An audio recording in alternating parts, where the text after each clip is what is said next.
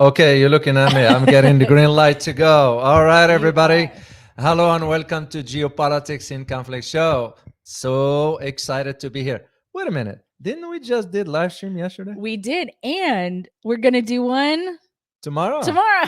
I didn't know. Is it on schedule? It not yet, but it will be. Oh, well, that's it. Well, whatever you say. So anyway, we're so excited to be here. And we mean it.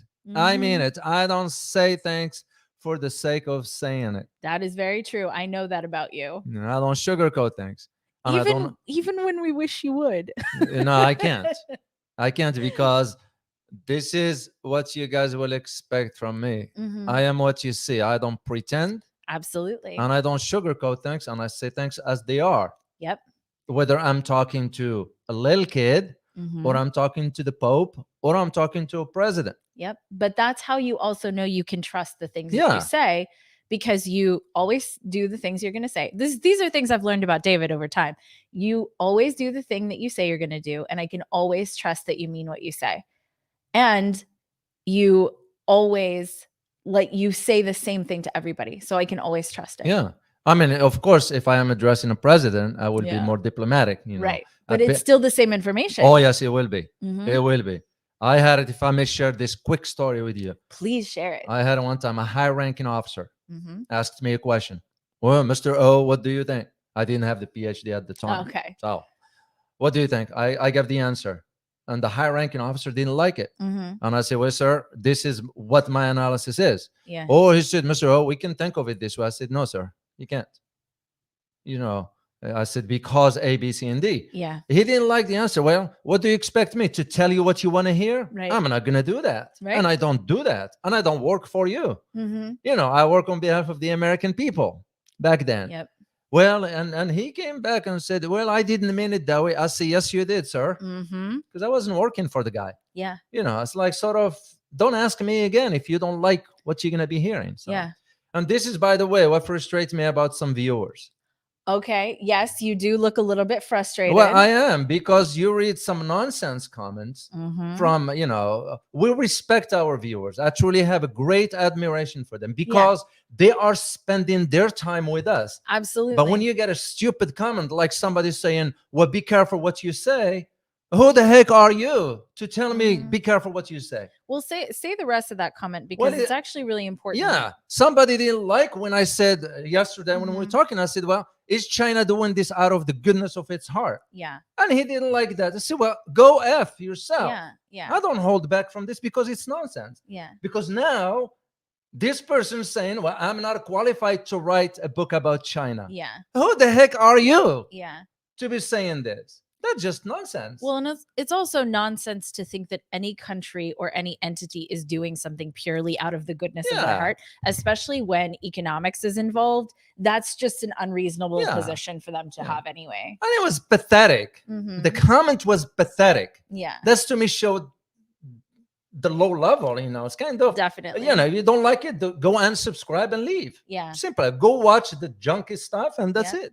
Well, I think you're pointing to something bigger, and that is that there isn't really space for discussion anymore. Yeah. Like in our culture, and not just in our culture, but it seems globally, there's less of a, hey, you know, can you explore the idea that China is perhaps doing this out of the goodness of their heart? Instead of positioning it that way, it was positioned as a threat.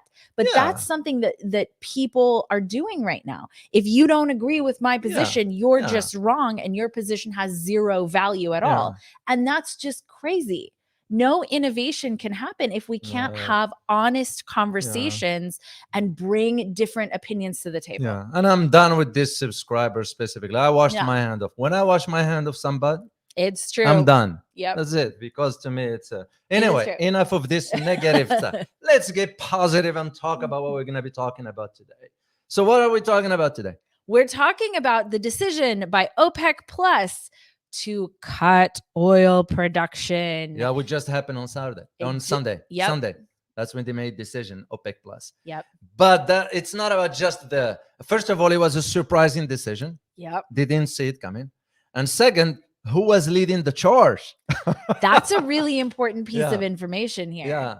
Well, who was leading the charge was Saudi Arabia, Yep. which is an OPEC Yep. But remember, the decision was OPEC plus. Plus. And we're going to provide you insights, first of all, as to who is in OPEC and who is in. Let me share this with you here. Here's Okay. this image here. This is the OPEC picture here, but I'm going to share with you the countries that are in OPEC because it's very important. A lot of people do not know Well, because there are two. mhm.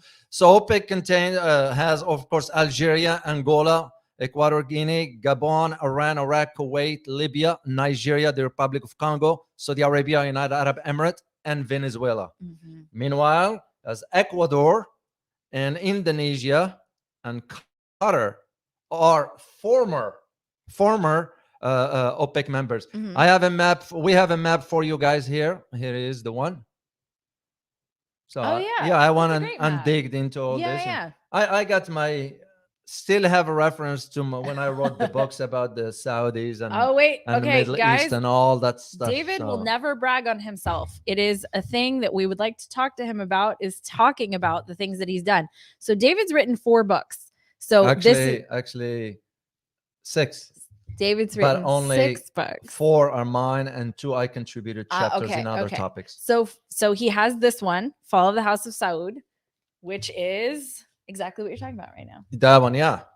So that is we're at the heart of this. Why Saudi Arabia is leading the charge? Yeah. Well, Saudi Arabia is leading the charge because there's a tension between Saudi Arabia and the United States. Yes. Big Okay. time. So we were talking about this actually before the show, because it is very clear that Saudi Arabia is now sort of changing allegiances. Mhm. Why is that happening? Why are they sort of getting why are they creating tensions with the United States? What's happened there that Saudi Arabia is now looking for different allies, basically? Well, actually, I'll take. I will. I won't say they're taking tensions. They are responding to the U.S. Okay. It's the U.S. that created tensions with them, and they are pushing back. Okay. And this one has to do with the killing of Jamal Khashoggi, the Okay. Washington Post journalist who is a Saudi national, but he was a resident of the United States. He used to live in Virginia. So the Jamal Khashoggi used to be closer to the royal palace, except that later on he started to voice his criticism. And I knew about the guy, and I Mhm. read his stuff.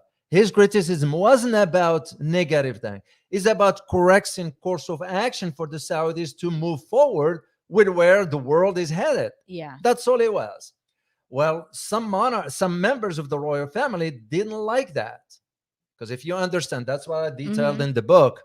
If you know how the Saudi monarchy is structured, there are about 2,000 princes that get their stipends from oil on a monthly basis. This is why Saudis are rich and so forth. But anyway, that's not the point. And the point was when President Biden, when he was running for office, said that, well, we're going to hold those accountable and bring them to justice. When we knew at the time the CIA had listening into the order that MBS, Mohammed bin Salman, gave the order to kidnap the guy and kill the guy. Wow. So the CIA had the. I mean, I'm gonna be honest. That seems like like a movie. It seems, number one, like a movie. Yeah, definitely. But also, that seems like the US maybe didn't do something wrong in this case. What are your thoughts on that?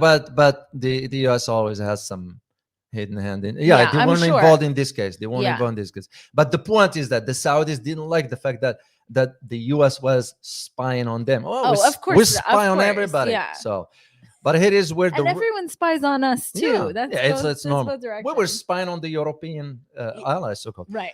But where the rift came very, very out of full-fledged, when, of course, after President Biden became president, when candidate Biden became president, is when President Biden, went to Saudi Arabia to ask the Saudis for increase of oil. Yep. And what the Saudis say? Nope. Said no. Yep. They turned him down.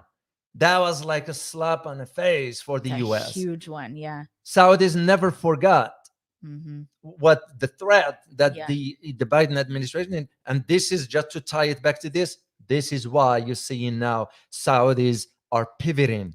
Oh, no, Yeah. it's not are. They already pivoted Yeah, they're east, already pivoted. mainly to Yep. China. Well, there are two main reasons that you need to, you guys need to know. Saudis now decided to trade with China in their currency in the Yep. yuan or renminbi. Big deal. Big deal. Second one has to do with the investments that the Saudis are putting in China by building a brand new refineries of about $12 billion. That's a lot. And why is that? They're doing that because we in the United States asked them to upgrade Yes. the refineries in Houston, and they said, nah, They said no. we're not going to do that. You know Yeah. why? Because they want the US to stay dependent on the Saudi oil because Yep. we bring oil from them. Yep. There used to be a saying, it's still to a degree, that Saudi Arabia was the United States gas station. Yep. You know, and I can see why. When I was Absolutely. there, well, you know, I go and get gas sometimes, and it was like you're paying 31 cents. Wow. Yeah, that's all it was. Wow. Yeah, Kuwait was like 29 cents. Oh my Yeah, gosh. a gallon, whatever. So that's what it was. So But there's that's a very interesting point that you talk about the gas dependence, though, because that's really what this is about. That's why this is such a big problem. yeah, Because especially right now, you know, we're hitting basically a recession. We're looking for a recession coming up. There were less jobs. So the jobs report came out, yeah, and there were less jobs created now than there were forecasted to be. So the US economy is in trouble. Inflation is still very, very high. yeah. Now people are not borrowing because, you know, the Fed is No, you raising the can't. interest rate, Yeah. right? So we're in some real trouble here economically. And now also gas is going to be extremely high. And if you listen to some of the projections have it going up to $4, $5, or even $6 a gallon. $6 a gallon, people are going to have a really hard time here. Well, I was driving here. It was about $3.39. And it's raising every day. I got my glasses. It's Rafael. Oh, hey. Once again, Aligan. Thank you so much, Rafael. We truly Thank appreciate it. you. Did you know, since we started doing this, Rafael was always the first one? Oh, really? Yeah. Thank we truly you. appreciate it, brother. Definitely. Thank you so much. And he's a member on our channel also. Oh, I didn't know that. Well, welcome, brother. Good to see you. So, but that is what the issue with the OPEC, just to understand, just for you guys to put this within the bigger picture, like I always say, the context, to understand those dynamics. And this is why Saudis now, of course, Saudis are not dumb. They're smart enough to know, just because we think that, no. They are very savvy. Yeah. And they are seeing where the trend is headed. They know the world has already shifted to the east, headed by China. Yeah. And they're not going to be left behind. Yeah. That's why they're cutting deals, let alone Saudi Arabia is a member of the, not a member. Saudi Arabia is part of the BRI, the Belt and Road Initiative. Yes. Oh, big that's deal. huge. Big deal. Well, and so the BRI is a really important piece of this too, because, you know, China has done a shockingly phenomenal job putting together this BRI. And we have an interview with Hossein Askari. Oh, yeah, who's involved in the BRI in Switzerland, I think. Is that right? Sweden. He's the BRI manager there. You know, I don't know if you guys got a chance to see that video or not. Yeah. We released it. Incredible. Yeah. And he's very informative, someone I trust. Mm-hmm. And I've known Hussein for some time now, and somebody I trust. So that is the point about, here is one thing I want to share with you, by the way, just before I forget, the map for the Middle East, just for you to see. As part of that BRI, there are a lot of countries going to be involved in that aspect. So Saudi is looking at it from that perspective of, what's next? That is the reason why. And so do you think that it's very interesting that we're looking at all of these changes as China is potentially trying to stabilize that part of the world to allow the BRI to really expand powerfully into that part of the world? Well, yeah, because there is something in it for China. And you know what it is? Yeah. Is access to energy, unlimited energy. Yeah. When you guys think of hey, no, I got my glasses because I can see. I can quickly zoom at this and say thank you to. Guess who is that? Oh my gosh, it's Boone. Hey, thank Boone. you so much, Boone. You can actually put it up. And we'll make sure we'll answer that question later on. So let me just keep going here with this stuff. So the idea of the massive amount of oils in the Middle East. So this is why when a decision like this by OPEC plus, this is OPEC plus, Yeah. but who's heading that? Saudi Yeah. Arabia. You didn't see Iran. You didn't see Iraq. Mhm. You didn't see, for example, Angola. Mhm. Even though if you consider Iran or Iraq, they produce a lot of oil, Yeah. but they don't hold sway Yeah. in OPEC. So this leads me to address quickly here, what is OPEC plus?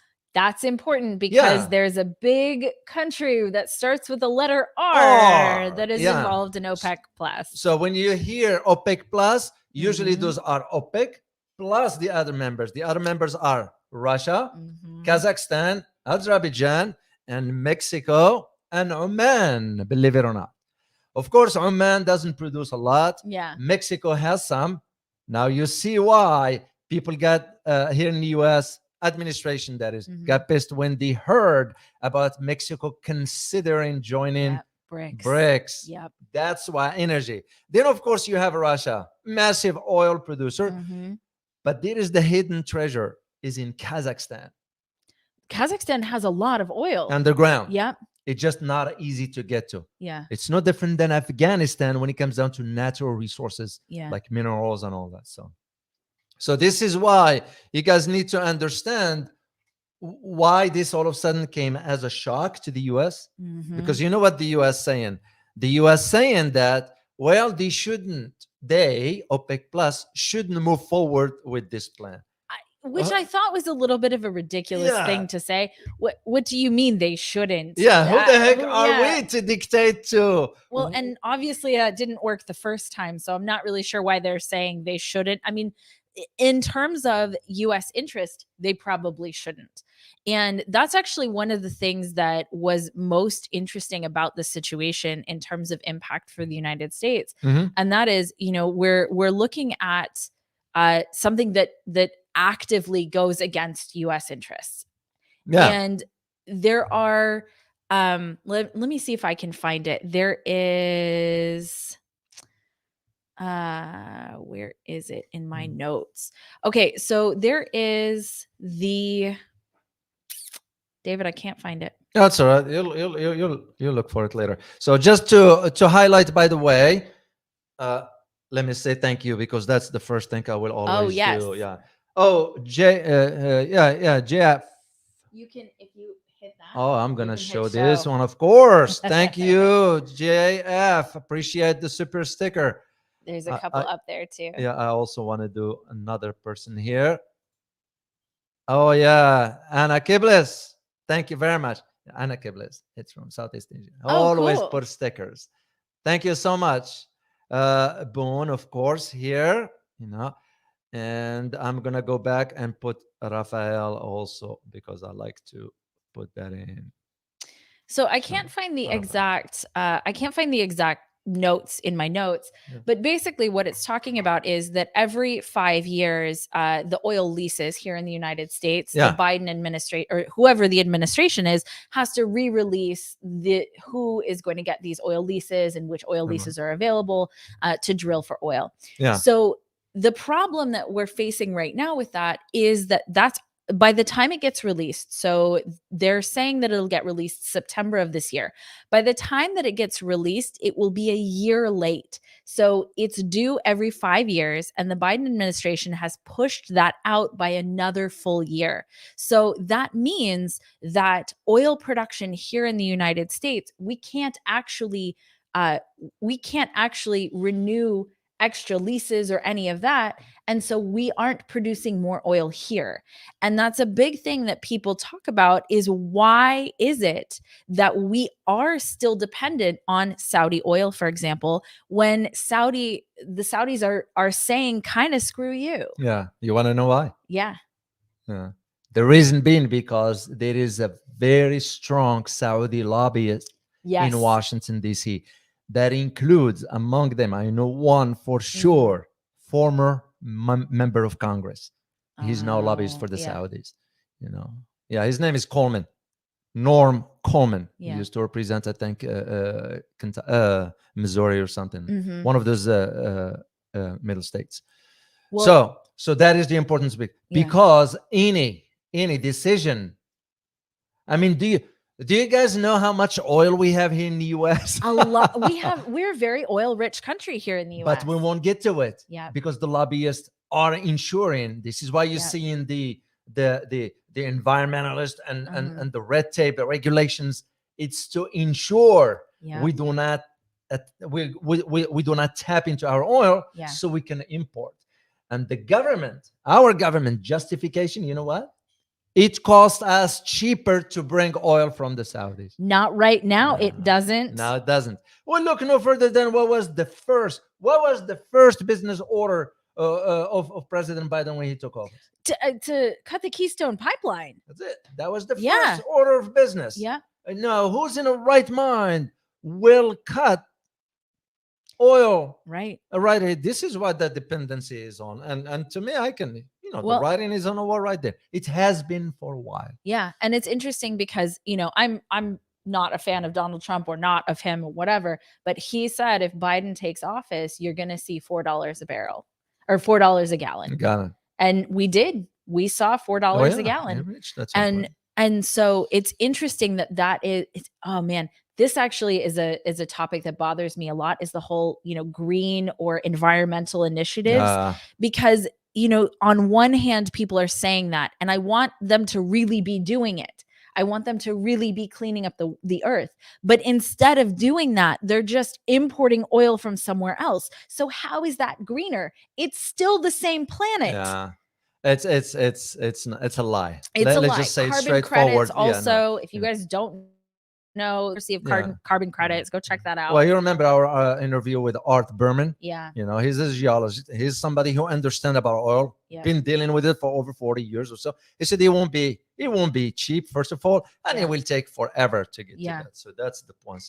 So let me go back quickly here to why now all of a sudden OPEC Plus did, because they cut in about 1.6 million barrels per day. Yeah. And just to share the stats with you, because you need to put this in perspective. You look in Saudis by themselves, just Saudi Arabia by itself cuts about 500,000 barrels per day. So you get, for example, United Arab Emirates is cutting by about 144,000 barrels per day. Kuwait, 128,000. Oman, about 40,000. And Algeria, about 48,000. So then you go to the other side of Russia. Even Russia thinking, we'll cut it because Russia's making money anyway. Right. So despite what you hear from the Western media, we are bankrupting Russia, it's nonsense. It's a lie. Yeah. That's the bottom line to it. So the idea of this decision, now it came as a shock given where the economy is going. But at the same time, you have to take it into consideration what's taking place elsewhere from both financially and economically. Yeah. And you look at it just from the idea of trade, bilateral trade between countries. I'll give you guys just a quick example. India and Bangladesh. Yeah. Trading in their currency. Yep. India and Malaysia. You look at China, Russia, of course, India and Russia. China, Brazil. Yeah, China, Brazil. Well, that's a big deal. But you look at also the latest one about Kenya making a decision now to trade oil or to buy oil from the Saudis using their local currencies. So it shows you where the trend is headed. It is. And it's something that people should be legitimately concerned about. And something else that's sort of tangentially related to this is the talk of the Asian Monetary Fund. So replacing the IMF with the Asian Monetary Fund. So that's, if you've dug much into the IMF, their tactics are not exactly savory. And they've done, if you do any research into them much at all, you'll find out that they've caused actually a lot of havoc in especially these tiny Asian countries. It's especially Southeast Asia. They've caused some real problems there, but they're looking at creating, is actually something that was announced. They're looking at creating an Asian monetary fund sort of to combat the IMF. And the IMF is primarily run by the United States. So the IMF is the primary primarily funded by the United States and also primarily regulated by the United States. Yeah. And so the primary interest served by the IMF is United States interest. Yeah. And this is why always the IMF boss is always an American. It's always an and the World American. Bank is Yeah. always European. Just to go back to example about the impact of IMF on, Yeah. I'll give you guys example of two countries. One is Sri Lanka. We all know what happened. And that's recent. Yeah. And the other one is Argentina. Yeah. Because Argentina has about now $44 billion in debt Mhm. to the IMF. Argentinians were against the government of accepting money. And you know who sank them in beside IMF? Who? BlackRock. Oh, BlackRock sucked them in. Yeah. You know, and this is why the French people now have stormed BlackRock headquarters in France. Oh, I didn't see that. Yeah, but wow. Yeah, I checked on it. They Wow. stormed the headquarters of BlackRock because Yeah. BlackRock is Yeah. the damage they're doing. So we can talk more about BlackRock on Rumble. yeah, So if you there's guys a wanna lot hear- of stuff yeah. about that one. If So you want to hear a little bit more about that, check it out on Rumble. sure. There's one more thing I'd like to add to this about Mhm. the cut in productions. Kazakhstan is Yeah. cut about 78,000 barrels per day. Wow. Yeah, Kazakhstan. So that tells you right there where they are moving forward as far as this decision, Yeah. and they didn't have to wait for anybody. So of course the impact economically will be, and this will now really, in Mhm. my opinion, if I put my geopolitical analyst hat on, this now will change the calculations for everybody. Yep. Especially Yep. for the countries that want to really move away from the US dollar. Yep. This will do it because they're gonna realize it will behooves us to consider trading in our own currency, because Yeah. they're gonna need energy one way Mhm. or another, but they're gonna have to go through the dollar. Yep. So they're paying extra cost. Yeah. But if they cut the middleman, they go directly to. Well, and it's interesting that this is a show of power in its Yes. own way. This is these countries saying, and it's interesting because OPEC, this was not just OPEC, it's OPEC plus. Plus, yeah. So Russia is involved in that. And you're looking at Russian oil, the Urals right now. So we did an episode yesterday on the fact that Japan is now purchasing oil from Russia over cap. Yeah. And the US said that's okay. They gave permission for Japan to do this. I can't believe Approval, that. permission, Yeah, whatever you'd like permission. to call Wow. it. They gave Japan permission to do this. But you're looking at a country that's been heavily sanctioned, or supposedly, I guess, heavily sanctioned by the United States. And this is a show of power. This is a show of the power of the other parts of the world than the Western world, Yeah. who are saying, we're ready to make our own destiny. Yeah. And in a way that's wonderful, in a way that's really challenging, because that is changing the world order. Yeah. We talk about that a lot, is that the world order is changing in front of our eyes. And especially in the last couple of weeks and couple of months, how many times have stories now come out about countries using their own currencies? A lot. And Yeah. this would have been unheard of 10 years ago. This would have really been unheard of even like 3 or 4 years ago. And Yeah. now all of a sudden, how often are becoming, these stories coming up? It's almost the norm. Yeah. But this is where I say, welcome to the new geopolitical order, Yeah. in which the earth does not belong to To it's one. not it's not the sole property of Right. a sole power. Yeah. That's where we are, because it's shifting. We Mhm. are. I'm very, what's the word? Yeah, it's our country and all that. Like I always say, just for those that might get the wrong idea here, Mhm. that it's our country. We will defend our country and Yeah. all that. But when our country does wrong, Mhm. you're gonna have to speak out. Well, and the problem with a country doing wrong is Yeah.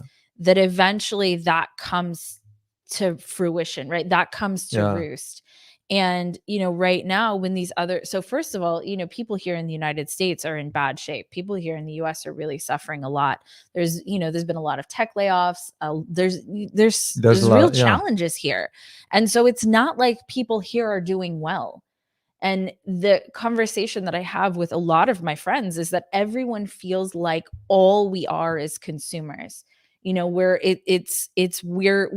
blood bags in its own way, just buying the next thing, feeding, being sort of fed off of in this Yeah. way, because we have more special interest groups than we have people who are willing to fight for us. Of course, you're right. Yeah. And so with our domestic policy is a real problem. Our domestic policy is really hurting the American people. And then our foreign policy is also hurting us.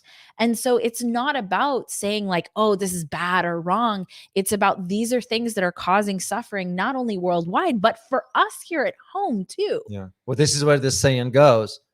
Foreign policy starts at home. Yeah. How can you go and tell other countries what to do and behave when you couldn't do it yourself? Absolutely. That's like me visiting you to your house, and I'll come in your house and I'll see this mess and all that, and you telling me, well, you need to get your house in order and all that. That just doesn't make sense. Right. Foreign policy is no different. How can we be saying it's like now you see the Secretary of State saying what country A needs to do? Hold on, who the heck are you to be dictating to a country to do A, B, and C when you couldn't do it yourself? Right. You are operating on a double standard. Absolutely. And that's what hypocrisy is all about. In foreign policy or in diplomacy, this is why China succeeded. Did you know that today, just FYI, guys, to share with you, did you know that today was the meeting between the foreign minister of Iran and the foreign minister of Saudi Arabia in China? Yeah. That's where they met. Yeah. That's the win. That's the big win of what diplomacy is all about. And China succeeded in achieving that. Yeah. So you give credit where credit is due. Absolutely. Well, and but if I may quickly go here, ahead. But China didn't go to Iran and say you need to do this, or go to Saudi Arabia and say you need to do this. Right. That is where the difference. Well, and it's very interesting that you bring that up, because China is not perfect either. No. And we are absolutely not there. I do not want to live under a lot of what Chinese people do. Yeah. Not that it's not great and works for them, but it's just the system is different. The system is different, and it wouldn't work here, and ours wouldn't work there. But it's very clear, and I'm gonna maybe make that person who made the comment kind of angry. Oh, well, China they're taking care of their own interests, and rightly so. Rightly so. And they're doing it, though, in a way that isn't fostering misery other places. And that is, I think, the United States' biggest problem in terms of what our foreign strategy has been, is that it doesn't foster prosperity other places. It fosters misery. Yeah. And so we're on our Rumble channel. We're going to talk about the Donald Trump distraction that's happening here in the United States. But, if you look at our past presidents, they have a very sordid history. They have a history of causing some real misery in other parts of the world. Well, use history. Go back to 1970s, to Southeast Asia, Indonesia and Malaysia. Yeah. Go back to the 1970s in Latin America. Right. So Africa. Yeah. I mean, come on. A reality is So sorry to cut you off there. No, it's okay. I just what I was thinking about it, because you think about the resource. Did you know the resources that Indonesia used to have? What did they used to have? Well, all the access to oil and all that. Yeah. But we send the oil companies from here. Yeah. And we grant them loans through IMF. Yep. That's what we did. Well, and it caused misery, right? It caused misery in another country. And it seems that, it's the very beginning of China doing this. So we'll see what it looks like later, because they have been accused of debt traps. Whether I agree with that or not, I don't know. But they have been accused of that. So we'll see, later on whether that's what that's going to end up being or not. Yeah. But it seems at this point that they're actually promoting peace. And like I said, there's a lot about China I absolutely do not want here. And I do not agree with that they were doing. Like you look at COVID, and I think that was on a global scale, China was very much put in the public eye for doing that to its people. But we're looking at China doing diplomacy.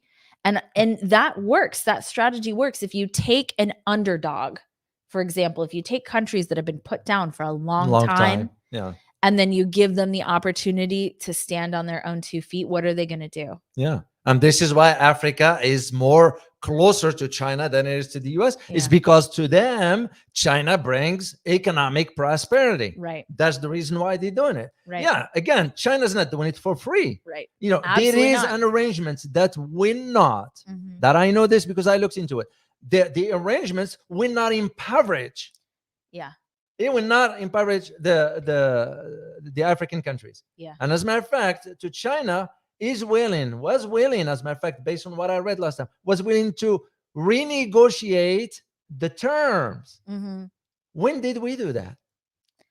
Never. So that's why it's kind of, we gotta be fair and clear as to, we screw up around the world, but and now things are changing. Yeah. And this is why you're seeing this dynamics of now this oil cut, production cut, surprisingly, because that's, to me personally, it's an indication that that order that used to be expected from the United States to say or dictate, it's no longer there. Yeah.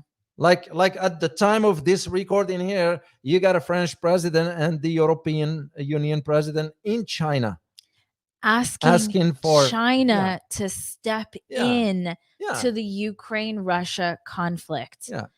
Macron asked China for that. Yeah. Now there's some other stuff that happened I'm sure. during that conversation. I'm sure. But we talked about this a couple weeks ago where Zelensky actually called to Beijing and said, we are interested in having you be part of, the peace situation between Russia and the Ukraine. And so now we're looking at Macron going and saying, hey, would you kind of help this peace situation? Do you know where they aren't going? Is to the US to ask for peace. But the question to ask is he going on behalf of Europe or is he going on behalf of the alliance? Which do you think? Well, I think it's a hypocrisy on his part. Yeah. How can you go to China and ask China for peace and you turn around and provide weapons to Ukraine? You can't have it both worlds. Yeah. You can't have it both ways. And second thing is, what guarantees will China have that if they put their effort and time and energy into this, the US will sabotage that? Because France cannot. Right. That's what I say. They're not the power broker here. So to me, it becomes the question, what is really the purpose of his trip to China? That's a which, great by the way, question. he was just there 2.5 months ago. So if you are speaking on behalf of Europe, well, the whole Europe is under the thumb of the US. And if you are speaking on behalf of the alliance, did you get the green light from the US? No. Which I don't think so. I can't imagine. Well, we just put in $2.6 billion more for security in Ukraine. This is why China will have to be careful. And I am sure they are smart enough to know they're not going to trust what Macron or anybody coming from Europe saying. Because they're seeing how the West operate. We say one thing and do another. This is where I see why China succeeded in bringing Iran and Saudi Arabia, because the West won't be able to, because the West was giving two different narratives to each country. Go back to no different than the Iraq war, the Iraq-Iran war. Did you know we were supplying weapons to both sides? And there's actually a movie about that. I think it's called Lord of War. Where it talks about, and if you look at the BlackRock situation, right? So BlackRock owns a large stake in the arms manufacturers, right, here in the United States, and they also got the contract to rebuild Ukraine. So that happened fairly recently, where they got the contract to rebuild Ukraine, and they also own the munitions. And so on one side, the munitions that are going to, fight the war. And then they're also getting paid to rebuild it on the other side. So destroy it here and build it there. Exactly. And make profit on both sides. And so then you wonder, why is all of this money going to Ukraine, right? Because that's what they're asking for. The Ukrainians are asking for money. And at a certain point, it actually switched to asking for support and munitions and all of that to money. All of a sudden now in Poland, did you know that President comedian Zelensky is in Poland as we speak. I did not know that. And he went in a train, not a plane. Mhm. And the train was with the gold interior stuff or whatever. Yeah, it was weird. Yeah, That's very weird. I know. He's in Poland asking. Now, Poland is saying they will be happy to donate or give in the future the MiG 29s, because the MiG 29 now is standardized based on NATO's. It has to do with Yeah. communication on, but in the future? and that's the key word. Okay. That's why President Andre When in the Duda said. future? But the big problem with that is not just the statement itself. The Yeah. big problem is how Poland is putting itself in a very Yeah. precarious situation. Yeah. That is a I very feel precarious I feel situation. Poland is next. But Oh. Poland, well, hold on a I second, hope guys. not. Hold on a second, guys. Because here's the thing. You need to know history here. Mhm. Because Poland has an ulterior motive into this. Mm. Because Poland is after the western side of Ukraine. The eastern Oh, side of yeah. Ukraine is gone. Mhm. The Donbas area and all the 4 other regions, they're not Mhm. coming back. But historically, you go back to 1934, Mhm. when the Ukrainian Bandera assassinated the interior minister of Poland at that time, because he was cracking down on the bad elements and all that. So they took over the land in the western part in Ukraine. Mhm. So Poland has some historical claim to that. But not only Poland, you got 2 other countries, Romania and Uh-huh. Hungary. That's interesting. It is, because now you're seeing the dynamics as Yeah. to, is Poland being savvy here by showing that, yeah, we'll give you our Mhm. MiG In the future. yeah, but the same sometime. thing for them, like Japan. You know what they said? What Mhm. President of Poland said? He said, if we get the green light. I read his Yeah. statement. I read it. It says that. It says that if we get the green light. Yeah. Which means another country that will have to have the permission of the master Yeah. before they agree to it. But that's not the point. The point is what Poland is aiming at. Yeah. And they really, really want that territory, the western side. That's very interesting. And that's something. So it's interesting here because most of us have grown up where most of the world's countries were set the way that they have been, right? Yeah. But it's interesting to think that the countries have not always looked the way that they have, and especially recently. That's true. And countries that have been split up recently, they're smaller, so those people know what that is. Yeah. But especially here in the Western world, the countries have looked the same. To us, yeah, well, because we are poor readers of geography. Yep. I'll say it. I think don't that's shy true. away. Yeah, we are. Yeah. So the idea of now you look at the map of Ukraine, the eastern side is gone because those are independent enclaves or independent states, if you will. Russia signed the deals that they are independent. The agreement between the two. Then if the West is gone of Ukraine, what's left with Ukraine? Just the landlocked. Yeah. It's a landlocked, which is even worse for, Yeah. and all this, by the way, didn't happen overnight. This was the outcome of 2014 when we pushed for, Right. you got to call a spade a spade. Yeah. This is what I always say. And I said it a couple times. You speak out when your country does wrong. Right. To me, that's what patriotism is all about. Yeah. To those who misconstrued or misunderstood that, that's their problem. But the way I see it, patriotism, I don't have to go walk or drive with American flag, whatever. It can be there. Yeah. It can manifest itself in a different ways. And to me personally, and I speak for myself here, that's my way of how, because I'm seeing where the country is headed, where it has been headed. Yeah. I've been in Washington, D.C. for over 15 years, so I kind of saw. And it alarmed me. Yeah. And I warned about this back in 1992. Yeah. 1992, I start to see. A long time ago. Yeah, I start to see where things are going. And the individuals that I've been talking to is kind of like, well, no, the world will kind of like, no. The way we are managing this power, this global power, we're not using it the right way. And that's going to come back at us at some point, Well, because and that's how it it's works. coming back now. And I think that, the people who have said, in the comments, no, not patriotic or whatever, Yeah, that's the whole point. And I want to make this very clear because it's the point of the show. Bad foreign policy is what led us to this bad place that we're in. And the only way to save our country is by good foreign policy. indeed. You can't solve the problem with the same thinking that got you into the problem to begin In the with. first place, You yeah. can't solve it with the same behavior that got us into it in the first place. We have to change what we're doing if we want a different and better outcome. And right now, yes, the dollar is strong, but the dollar is strong, and that's part of the reason that people are trying to drop it. Yeah, And so now they have the ability to drop it because they have another player that came into the game, China, that said, hey, we will trade with you in different currencies, in our currency or in your currency. Yeah. We'll do that. And so they said, okay, great. This is a way for us to take control of our own destiny, of our own currency. And so what do we expect them to do? Do we Yeah. expect them to and look at what happened with the British Empire. The British Empire was massive.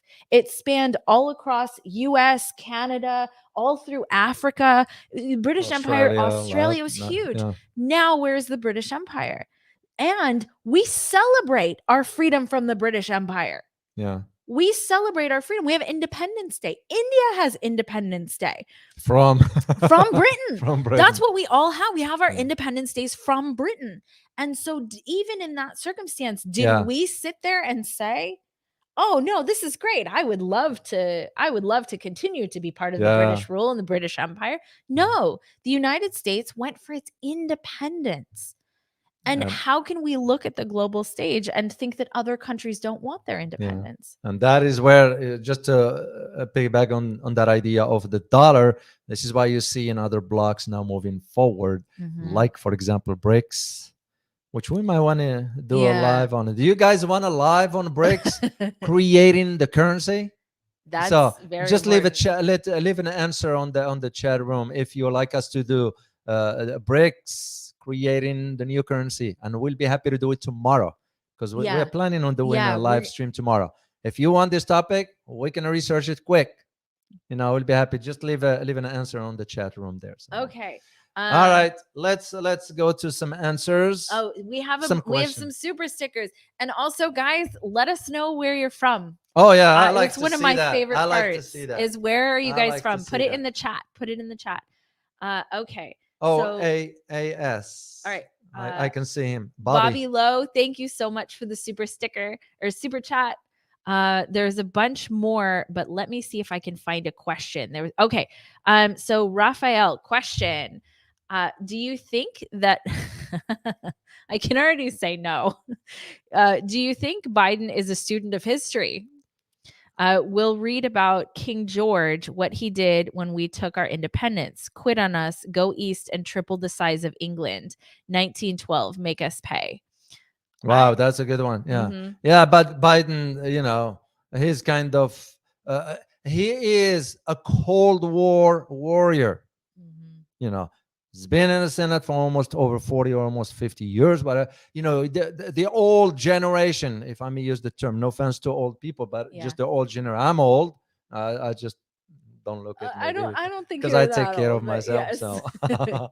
So well, I don't drink soda, and I Yeah. don't. So on a serious note, yeah, Biden's been around. He used to be the head of the Foreign Relations Committee. Right. But Biden also grew up during the Cold War, which that mindset stuck with him. Even now, when he became president, didn't want to see that the world is changing. Yeah. No. We want to keep that. This is why he's put, and it's not even him. Yeah, it's not even He's being him. pushed into all that. Mhm. But the buck stops with the president. When you are in charge, you are the one being held accountable. End of story. Yeah. So yeah, whether he's gonna he learned anything from this, I'm sure he's aware of it. But will he practice that? I don't think so. Well, and if you've seen Biden recently, Yeah, I he's don't in other countries, I don't know what footage you guys get of him, but it's very challenging to watch and to listen watch. to him Yeah, right now. There is something going on. I don't know what it is, but something's going on, and yeah, so that's scary in its own right because we don't actually know who's making the decisions, and that's sort of the hidden hand, right? yeah, Is that we don't know who's really guiding yeah, policies yeah. here, but it's very unlikely Yeah, that it's even the him. White House itself, the decisions, Mhm. uh, the White House is nothing but just a platform on which the foreign Right. policy initiatives are announced. Yeah. But where that decision is made, they made behind closed doors, outside the government Right. altogether. So, Well, and that's why you were talking about the Saudi lobbyists. yes, You they are know, very powerful. yeah, and the Saudi lobbies particularly are very powerful here, and you see Yeah, that, yeah, and people talk. So for every single member of Congress that we have, there are 23 lobbyists. So 23 people per member of Congress are trying to get them to do things yeah, that special interest group want. It's not one to one. It's not, one for every five, whatever. It's yeah. It's 23 three. Yeah, special yeah, interest lobbyists per member of yeah. Congress.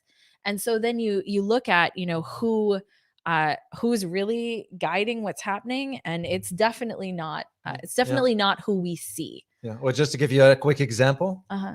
9/11. Did you know Yeah. the investigation that was supposed to be a hearing in Congress Yeah. was pulled from under the rug Yeah.